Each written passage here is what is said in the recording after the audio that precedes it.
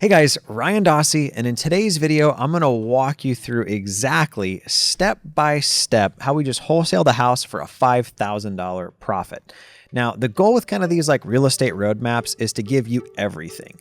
Who sold it to us, what lists they were on, how we got in contact with them, why did they sell it to us, who did we sell it to, how much money did we make.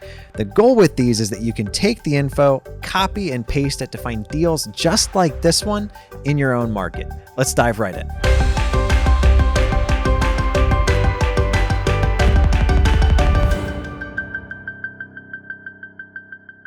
There are definitely deals like ones I've done videos on in the past that take a long time to pan out. This was not one of them. This is what I call a base hit. I'm never somebody to knock like baby deals like this. You do a couple $5,000 deals a month, that keeps the lights on, pays for all the marketing, keeps you in business for the real big wins. Or if you're a solopreneur, shoot, you do one or two of these a month and you're looking at 50 to 100K a year. Can't complain about that. So this one in particular came into our office back on September 8th. Huge shout out to Call Porter here. They had the like instant web form thing that we've talked about in previous videos. If you've missed that, basically when somebody goes to my Carrot website and fills out the form, it automatically calls into the staff at Call Porter, reads them the info that the seller filled out, calls the seller back and gets them back on the phone. Basically, we're on the phone with leads in like 45 to 60 seconds instead of like several minutes or hours if I haven't been just sitting there looking at my email. So these were all of the notes that they initially got. So when it came in on the 8th, out of state, owner lives in Florida, lockbox on it, plus the alarm code, owned it since '07, what kind of work it needs, vacant, and they even booked an appointment for my staff to go out to the property and call the seller back to make an offer the following day. So let's hop into the pictures on this thing. This is the property itself. In kind of like an up and coming area. Good Lord, those houses are close together. Could be worth a decent chunk of change. We'll get into the analysis of it here in a second, but it would require a pretty substantial rehab. I can't tell if those are crack pipes or syringes or what. I have no clue what that is. Let me see. I'm actually super odd. Okay. Some paraphernalia of some type. Comment below if you have any idea what that is. But, this is a pretty typical, like, out-of-state owned rental ran by a local property manager. These are the equivalent of like, somebody's first car when they were 16 in that they've just kind of ran it into the ground. I won't go so far as to call this particular person a slumlord because I don't know them. The property was vacant. I don't know what kind of condition it was in when they rented it out, but their property manager said it only needed $8K worth of work. We had our cost of repair at $52,000. So a little bit of a different idea on what this property needs. Pretty common though in Indianapolis, like two-tone paint, carpet, nothing's really done well, like lots and lots of overspray. These kind of places remind me of the picture, if you've ever seen it, where the landlord painted over the cockroach when they were painting. We'll throw that up if we can find it, just because I think it's hilarious. Just kind of like janky, for lack of a better term. Like just nothing's super nice. Like sure, it's functional, it's livable. I really hope that's not a shower, but that looks like a shower. I don't know what that is. Floors not even, sagging, all that kind of good stuff. So this particular seller got a letter from us through Ballpoint Marketing. They were on a couple different lists. We do like some list stacking, which I'll probably do a different video on through a software called REI Sift. But basically they had equity.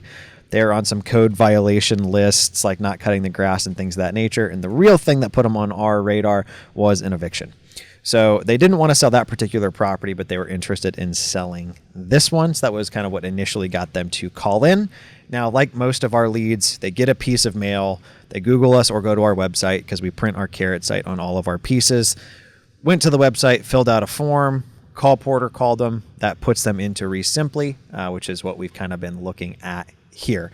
It's really like a very, very common theme you'll notice with our videos and kind of how our deals flow. So we use the 75% rule when we're analyzing deals, meaning we'll run comps. We decided the property was worth $170,000. 75% rule takes us down to $128K. Subtract out the 52 grand, and that gives us a like a wholesale pricing or a max we'd want to be into it for if we were going to do the deal ourselves of $75,000.